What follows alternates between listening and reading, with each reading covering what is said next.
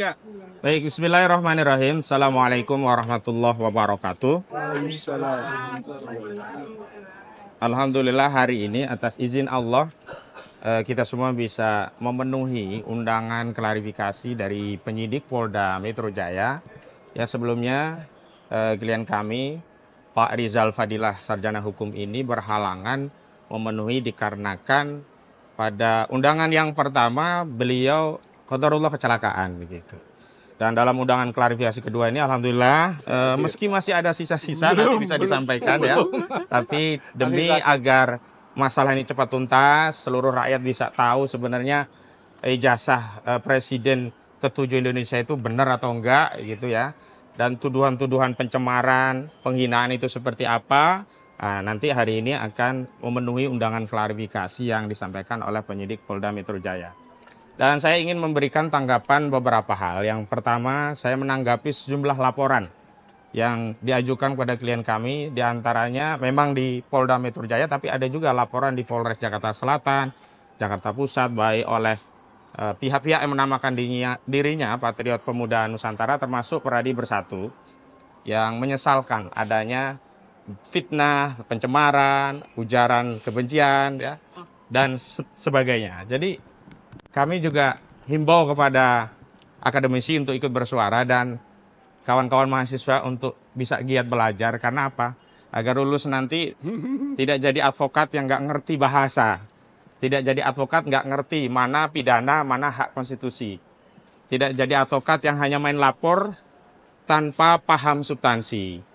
Jadi tidak ada kebencian, tidak ada permusuhan, tidak ada hinaan, tidak ada pasal yang menganggap merendah-rendahkan begitu.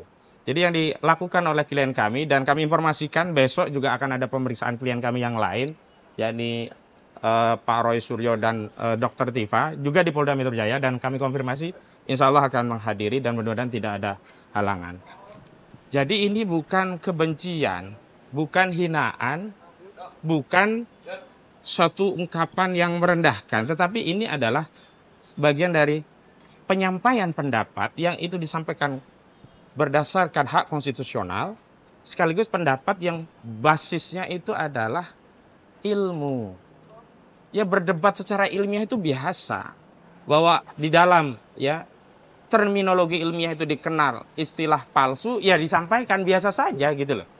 Jadi nggak ada yang perlu merasa dihina atau merasa direndahkan kalau ada perdebatan ilmiah mengenai sebuah dokumen tertentu yang melalui penalaran ilmiah disimpulkan bahwa dokumen itu palsu, tidak perlu merasa terhina apalagi merasa direndahkan. Dan segenap anak bangsa juga jangan menganggap ini sebagai satu penghinaan. Dan kalau memang ini penghinaan, ini perbuatan tercela, juga jangan merasa menjadi pihak gitu loh.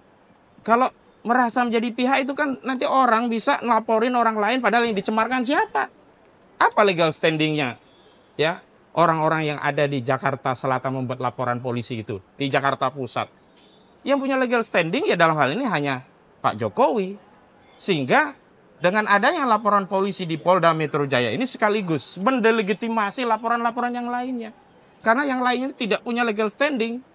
Dari pasal pidana pencemaran fitnah itu adalah delik aduan 310 KUHP, 311 KUHP, yang harus melapor ya hanya pihak yang menjadi korban.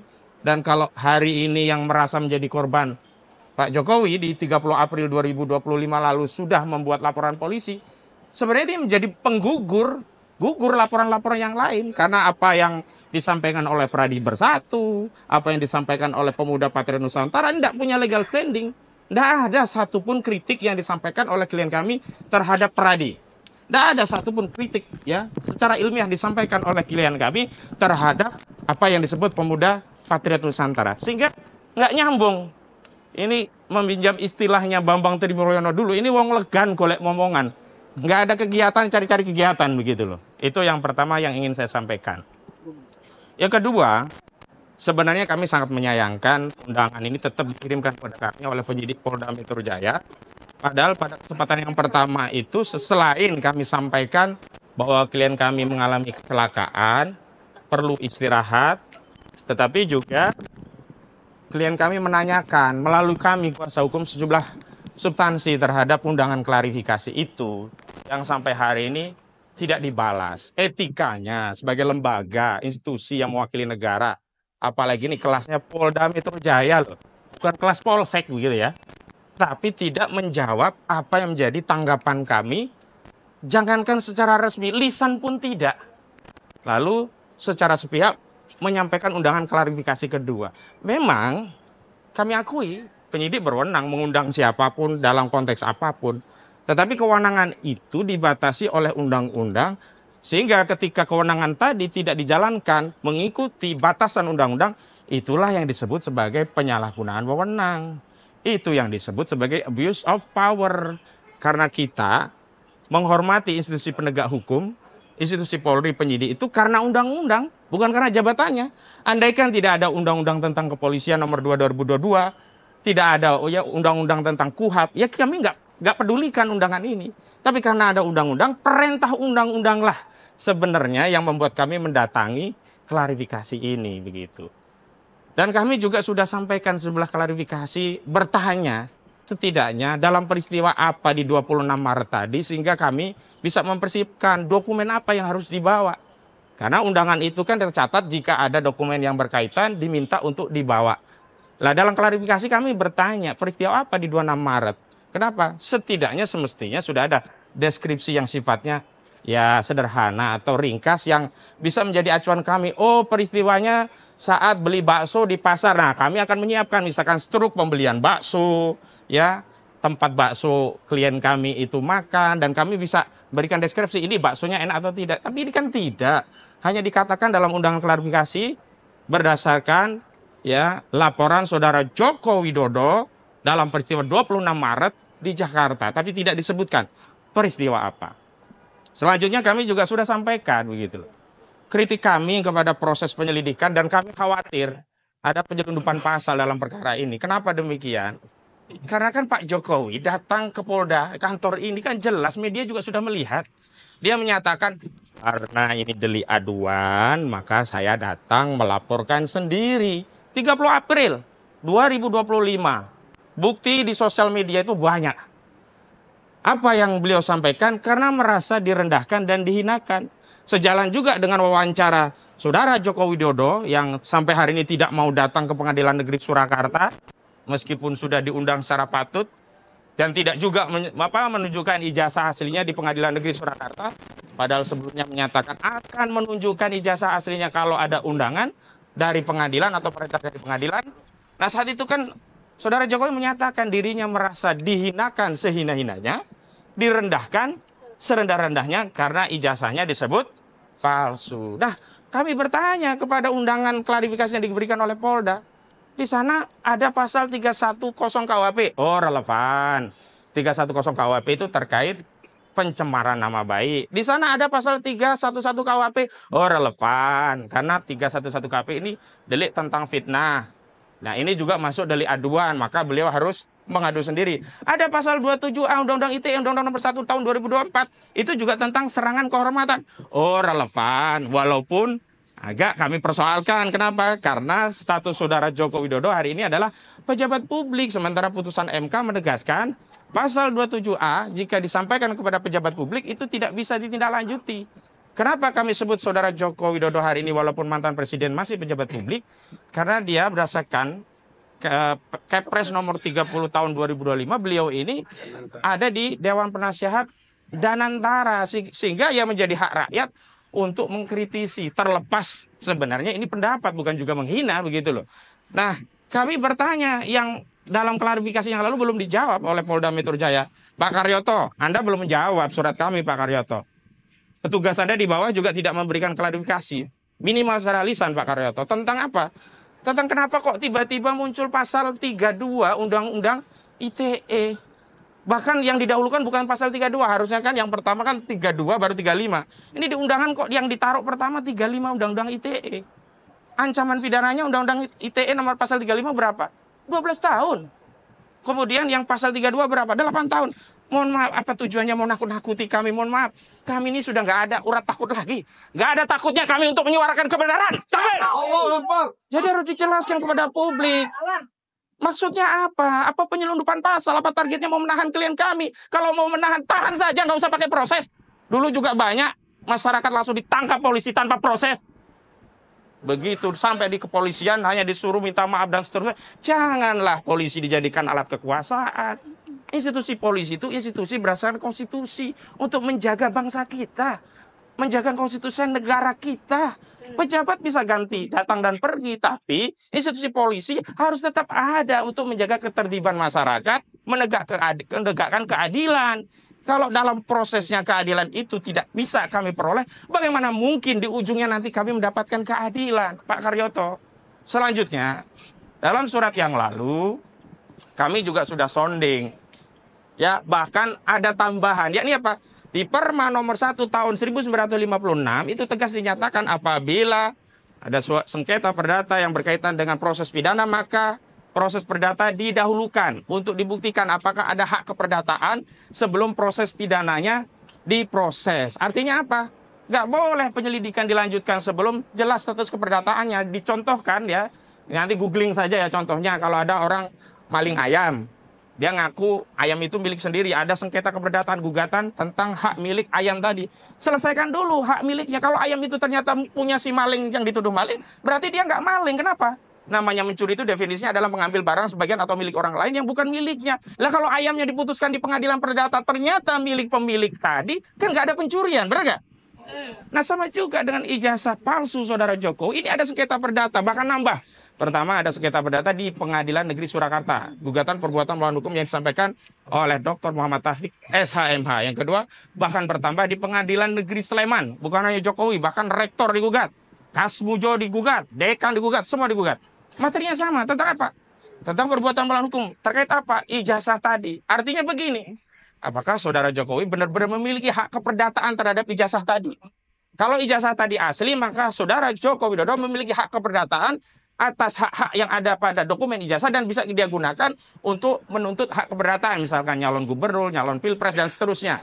Nah, kalau ternyata nanti dibuktikan tidak memiliki hak keperdataan, ya gimana pencemarannya? Lalu dia nggak punya hak atas ijazahnya. Ijazahnya itu dinyatakan oleh pengadilan nanti misalnya tidak sah. Jadi jangan kemudian bukan melangkahi kami loh, mohon maaf. Kalau kami dilangkahi udah biasa, rakyat itu dilangkahi oleh polisi. Biasa kami, mohon maaf Pak Polisi. Tapi jangan melangkahi kewenangan pengadilan. Ini sudah ada 2 nomor perkara. Yang satu sampai tahap mediasi, yang satu baru pendaftaran. Jangan buru-buru lah. Nah itu juga belum dijawab oleh Pak Karyoto, Pak. Anggota Anda belum jawab. Pak Kapolda Metro Jaya, Pak Karyoto. Dan saya ingatkan Pak, tim hukum kami itu di dalamnya juga ada Dr. Abraham Samad SHMH. Dulu atasan Bapak di KPK. Mohon periksa Pak kasus ini. Agar apa ada atensi dari pimpinan. Karena kasus ini Pak diperhatikan seluruh rakyat. Bukan hanya klien kami. Dan terakhir, kalau memaksakan pasal 3235, harusnya yang kena itu si Sandi, kader PSI. Yang dia mengupload ijazah Jokowi. Dan sekarang sedang dilaporin ke polisi Sandi itu. Kenapa? Pasal 32 itu memasukkan barang dalam sistem informasi elektronik tanpa seizin pemiliknya yang sebelumnya itu abal-abal ya dinyatakan asli. Nah terakhir dia mengatakan itu kan bukan asli lagi. Tangkap itu Sandi. Kenapa klien kami yang diperiksa dengan pasal 32? Target pasal 35 itu adalah mengubah dokumen elektronik yang sebelumnya tidak otentik menjadi seolah-olah otentik. Contoh kasusnya begini. Bapak bayar, saya menjadi lawyer. Disepakati biaya lawyer fee-nya ya 50 juta. Bapak kirim screenshot sudah transfer ke saya 5 juta tapi diedit jadi 50 juta. Nah, ngedit inilah yang menjadi kasus di pasal 35 Undang-Undang ITE. Bukan orang mengkritisi berdasarkan ilmu kemudian dipaksa dengan pasal 35, pasal 32. Nggak nyambung. Mohon maaf Bapak-bapak sekalian ya di institusi Polda, kalau ini kerjaan penyidik di tingkat polsek, masyarakat akan maklum, wajar. Pengalaman polsek kan masih terbatas. Ini Polda Metro Jaya. Untuk saja ini tidak ditangani oleh Barreskrim. Kalau Barreskrim malu lagi institusi Polri. Masa memaksakan pasal yang tidak relevan?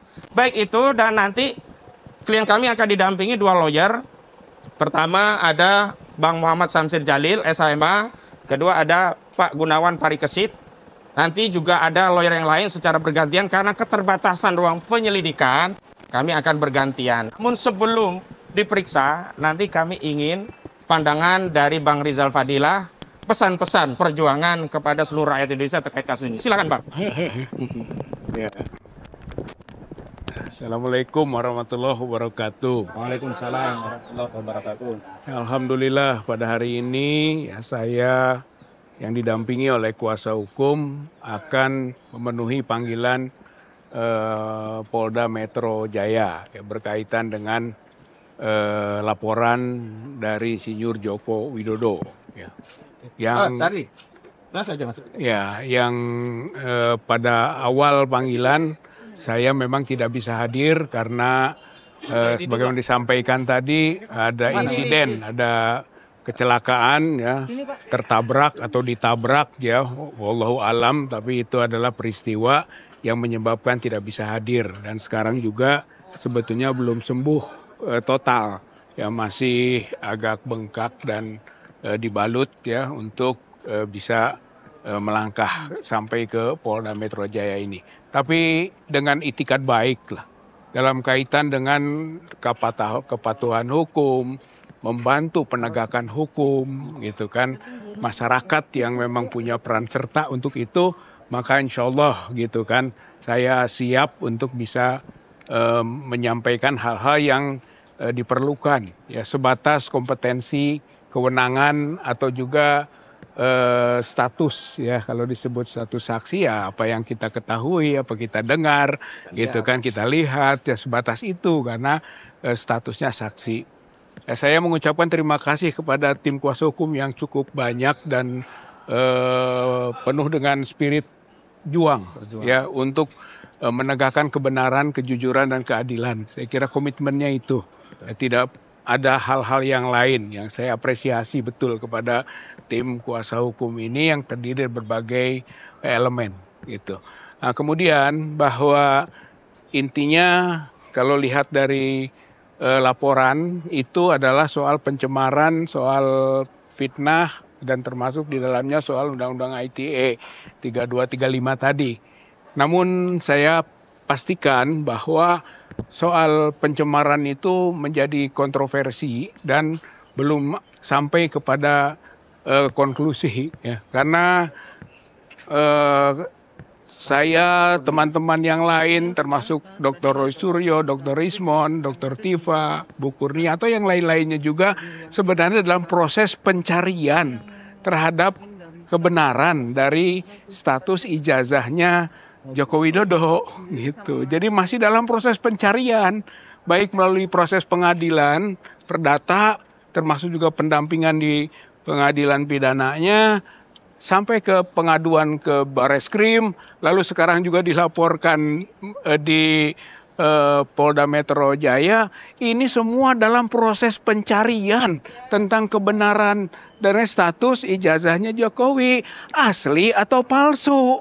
Gitu. Jadi belum ada kesimpulan yang bisa dijadikan akhirnya pencemaran, itu nama baik, fitnah, belum bisa itu. Tapi itulah nanti kita akan sampaikan hal-hal yang memang menjadi pengetahuan apa yang kita dengar, kita lihat sebagai seorang yang disebut sana sebagai saksi. Begitu juga apalagi tadi kuasa hukum sudah sampaikan bahwa pasal 3235 juga, kalau itu mah saya pastikanlah tidak akan bisa sampai pada kesimpulan bahwa kita ini otak-atik masalah informasi elektronik atau dokumen elektronik gitu kan, tidak gitu. Malah mungkin itu harusnya terarah kepada siapa sebenarnya yang lebih kompeten untuk dijadikan pihak yang dilaporkan, karena mereka lah yang tentu saja bisa mengotak-atik informasi elektronik atau dokumen elektronik.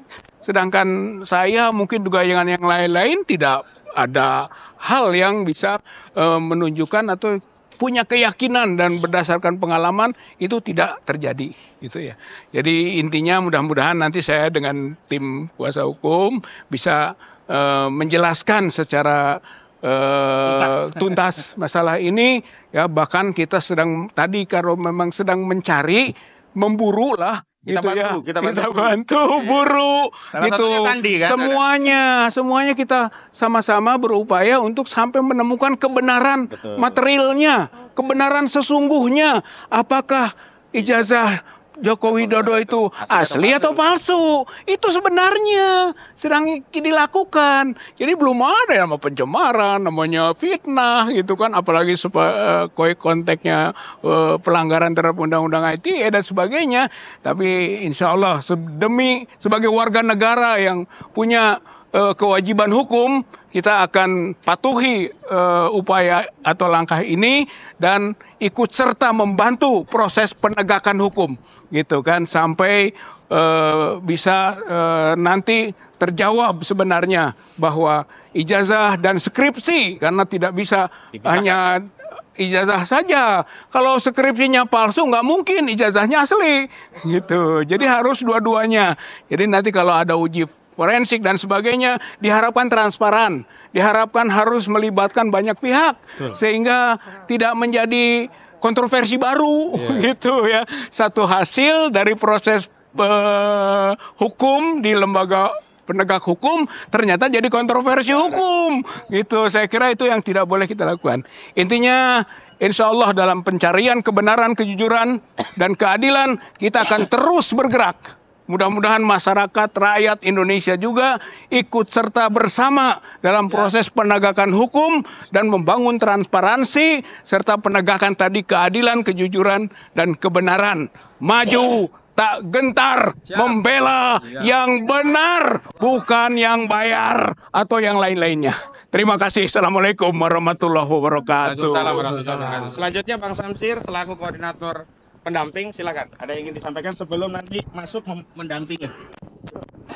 Assalamualaikum warahmatullahi wabarakatuh. Ya, tadi sudah disampaikan oleh koordinator tim dan juga sama juga Bang Rizal Fadila yang hari ini datang.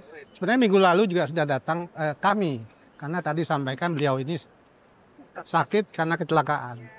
Tapi ya tetap tanpa bibu, tanpa minta klarifikasi, ya Polda ini tetap memanggil juga ya. Jadi ini betul-betul sebenarnya ya sudahlah, tapi kita ikuti aja. Jadi Bung Rizal Fadila SH ini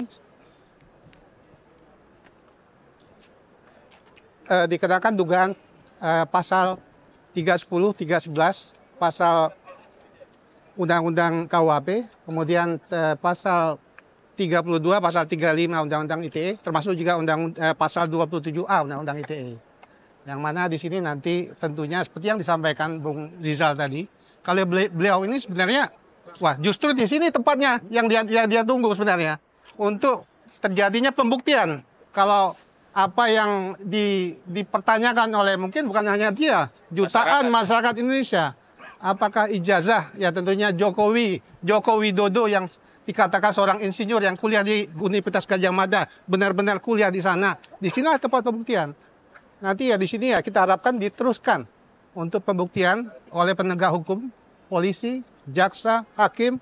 Ya kami juga sebagai pengacara di sini akan mendampingi untuk melakukan pembuktian pada pengadilan nanti, sehingga majelis hakim nanti akan membuktikan apakah sebenarnya ijazah Jokowi ini asli atau palsu. Tentunya kita ini adalah negara hukum ya. Kita tidak ingin ada orang yang membuat kejahatan, orang lain yang dihukum. Ya kan? Sudah banyak yang dihukum atas kasus ini sebenarnya. Jadi sekali lagi saya tekan, kalau ada orang yang berbuat kejahatan, jangan sampai negara kita negara hukum, ada orang lain yang dihukum. Sekian, terima kasih. Assalamualaikum warahmatullahi wabarakatuh. Jadi Pak Gunawan sepintas, nah setelah ini nanti bisa masuk. Selanjutnya kita tetap kompres, nanti tim kuasa hukum masuk, khawatir udah ditunggu penyidik. Tapi Pak Gunawan mana? Biar nyampaikan. Ya. Bismillahirrahmanirrahim. Saya tidak banyak karena semua sudah mewakili. Di sini kami meminta doa kepada seluruh rakyat Indonesia agar hukum ditegakkan seadil-adilnya. Agar hukum tidak dijadikan objek jual beli oleh para penguasa, oleh pemilik modal, dan oleh para kaum zalimin. Hanya itu saja. Bismillah, takbir. Baik, kita antar dulu ke depan, tapi kita nanti lanjut kompres biar di sini saja. Kami persilakan Bang Rizal Fadila sama pendamping tim untuk masuk. Kita kawal dengan bismillah. Bismillahirrahmanirrahim. Kita bacakan Al-Fatihah. Al-Fatihah. A'udzubillahi minasyaitonirrajim. Bismillahirrahmanirrahim. Alhamdulillahirabbil alamin. Arrahmanirrahim. Maliki yaumiddin. Iyyaka na'budu wa iyyaka nasta'in. Ihdinas siratal mustaqim. Siratal ladzina an'amta 'alaihim ghairil maghdubi 'alaihim waladdallin. Amin. Lanjut aja, khawatir kita tunggu, udah cukup yang tadi lah. Nah. Ya, selanjutnya ada Pak Saididu bisa menyampaikan dukungan, Pak. Iya, dukungan bahwa ini harus transparansi, ini dikawal tokoh-tokoh begitu. Bunda Mary nanti ya. Mohon maaf, ada nggak satu cowok lagi samping saya? Biar nggak langsung, ada lagi nggak? Cowok. Nah, biar nggak langsung. Oh ya, Pak. Di belakang dulu ya, Bu ya. Silakan, Pak. Saya pegangin deh, Bapak. Mana Bang Gustaf? Ya, sini lawyer. Assalamualaikum warahmatullahi wabarakatuh. Waalaikumsalam warahmatullahi wabarakatuh ya.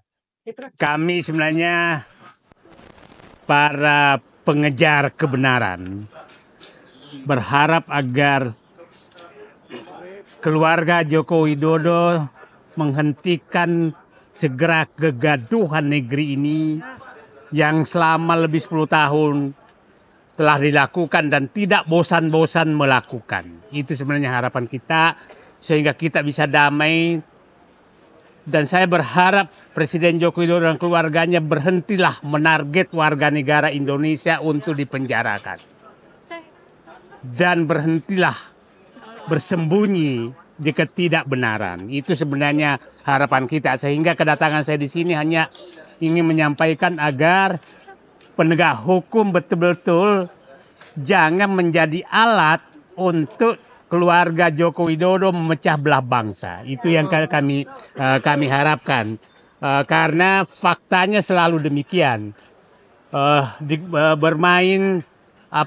Bermain isu-isu yang menyebabkan orang saling berantem, akhirnya saling melaporkan, akhirnya saling memenjarakan. Itu karakter yang sangat tidak baik bagi seorang pemimpin. Dan saya harap ini berhenti dilakukan karena rakyat juga ada batas kesabarannya terhadap kelakuan seseorang keluarga mengacak-acak bangsa ini seenaknya. Dan rakyat juga ada batas sabarnya untuk aparat negara tidak lagi digunakan oleh kepentingan keluarga ini untuk mengacak-acak bangsa. Kami semua sudah capek diacak-acak, dipecah belah, dibikinkan isu, dibikinkan buzzer untuk saling menghujat dan saling memenjarakan. Saya berharap mantan Presiden Joko Widodo merenunglah. Nikmat apalagi Allah yang Anda diberikan kepada Anda sekeluarga. Berhentilah jahat kepada bangsamu dan rakyatmu. Itu saja yang saya harapkan. Dan kalau memang ada kesalahan, akuilah kesalahan itu. Dan insya Allah rakyat Indonesia paham kok. Dan janganlah bermain playing victim terus untuk mengadu domba rakyat Indonesia. Dan semua Bapak lakukan adu domba. Dan ini orang menyatakan ini adalah cara-cara ormas yang pernah menjajah Indonesia. Itu jangan sampai itu yang terjadi. Sekali lagi, pada aparat, berhenti jadi alat pemecah belah bangsa, tegakkan keadilan kebenaran, dan jangan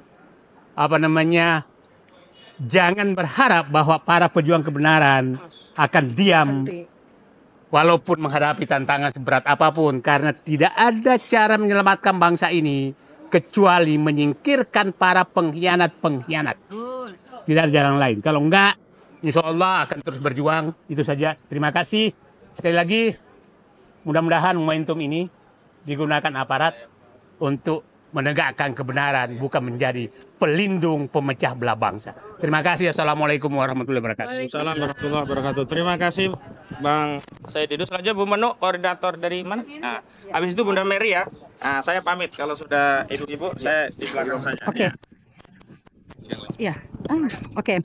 Assalamualaikum warahmatullahi wabarakatuh. Saya hanya mau bertanya, apakah negara kita ini punya siapa sih? Apakah masih Indonesia atau sudah berubah menjadi Jokonesia? Karena semua peraturan, semua order itu hanya berasal dari satu orang aja. Dan sedangkan kita semua tahu kalau masalah ijazah palsu ini sudah 3 tahun ya, tapi tidak pernah selesai sampai hari ini. Ada apa? Sebetulnya benar katanya Pak Didu. Kalau hari ini kita ini di sini untuk mencari kebenaran. Kita adalah rakyat yang sebetulnya hak kami untuk mencari tahu apakah ijazahnya Bapak Jokowi asli atau tidak. Kan seperti itu ya. Dan untuk Bapak Jokowi, kalau Bapak memang sebagai negarawan, Bapak pasti tidak akan mau urusan ini akhirnya menjadi tertunda-tunda, Pak. Apa susahnya kalau kita itu kasih tunjuk aja Pak ke kami tentang ijazah Bapak. Itu sudah selesai. Kan seperti itu.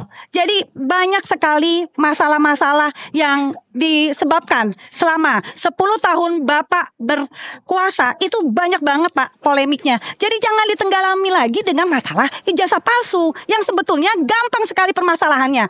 Bapak itu cuman ambil ijazahnya Bapak, kasih tahu ke kita. Oh, sudah selesai. Tapi masalah yang ada, yang sangat besar adalah kita sedang terancam kedaulatannya. Jangan sampai tenggelam.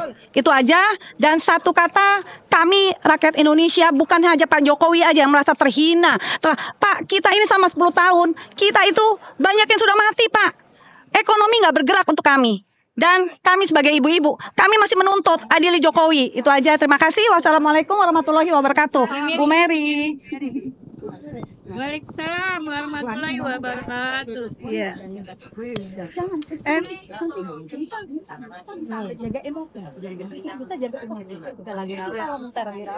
Baik, terima kasih. Bismillahirrahmanirrahim. Assalamualaikum warahmatullahi wabarakatuh. Sebenarnya masalah ini sangat simpel ya. Kami selaku masyarakat yang peduli dengan negeri ini sangat menyayangkan. Seharusnya Bapak Jokowi tadi yang dikatakan sebagai seorang negarawan, mestinya hal ini, masalah ijazah ini tidak akan sampai gaduh seperti ini. Sampai banyak yang ditangkepin, sampai banyak yang dilaporin. Seharusnya Bapak Jokowi kalau seorang negarawan itu akan menjaga seluruh rakyatnya tanpa terkecuali. Tapi hari ini Bapak tidak lakukan. Seharusnya ketika kemarin ada yang menuduh ijazah Bapak itu adalah palsu, simpel sekali Pak. Bapak tinggal ambil ijazahnya, Bapak perlihatkan di depan umum, halayak umum, dan Bapak persilakan untuk ahli forensik untuk mengecek keasliannya. Selesai kan? Tapi tidak dilakukan. Sampai kemarin teman-teman datang ke Solo, ya langsung silaturahmi tabayun, pengen lihat juga mana ijazahnya supaya tidak ada kegaduhan lagi di Indonesia ini. Tapi Bapak tetap tidak mau memperlihatkan. Cuman yang jadi pertanyaan adalah kenapa sebelum datang ke Solo ada 10 orang wartawan yang diperbolehkan masuk, Bapak perlihatkan, tapi nggak boleh difoto. Nah itulah hal-hal yang akan menimbulkan asumsi-asumsi, pertanyaan dari seluruh masyarakat Indonesia, bahkan mungkin seluruh dunia, ada apa? Bapak bilang kepada kita, nanti akan saya tunjukkan ketika diminta oleh pengadilan. Kemarin di Surakarta, pengadilan di Solo, ketika mediasi diminta untuk menunjukkan ijazahnya, Bapak pun tidak tunjukkan ijazahnya. Kenapa? Seharusnya simpel, Pak. Tidak akan ada kegaduhan, tidak akan ada teman-teman yang dilaporkan. Apabila Bapak berani untuk menunjukkan di depan publik umum, ini ijazah saya, silakan cek ijazah saya, asli atau tidak, serahkan kepada ahli-ahlinya. Jadi begitu Pak, kami mohon Bapak Prabowo, tolonglah Pak, Bapak turun dalam masalah ini. Kami sudah tidak mau lagi banyak teman-teman kami yang dikriminalisasi. Seperti saya juga salah satu korban waktu itu yang dipenjara juga. Jadi kami mohon Pak Prabowo, kami mohon sekali untuk stop kriminalisasi para aktivis, para anak-anak bangsa yang peduli dengan negeri ini, dan para orang-orang yang seperti Mbak Munut dan yang lain-lain ini, yang insya Allah tidak ada kebencian sesungguhnya dengan Pak Jokowi. Hanya kami minta, Pak Jokowi, ayo, kami semua adalah warga negara Indonesia dan kami berhak untuk mencari kebenaran dan kami berhak juga untuk mencari keadilan. Terima kasih. Assalamualaikum warahmatullahi wabarakatuh.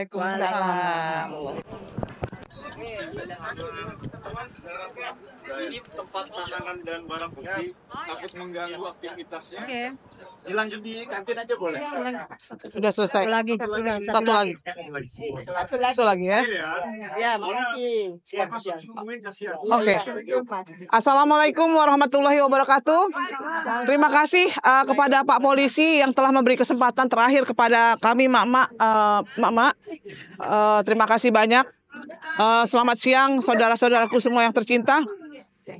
Kami sebagai mak-mak tidak banyak bertanya.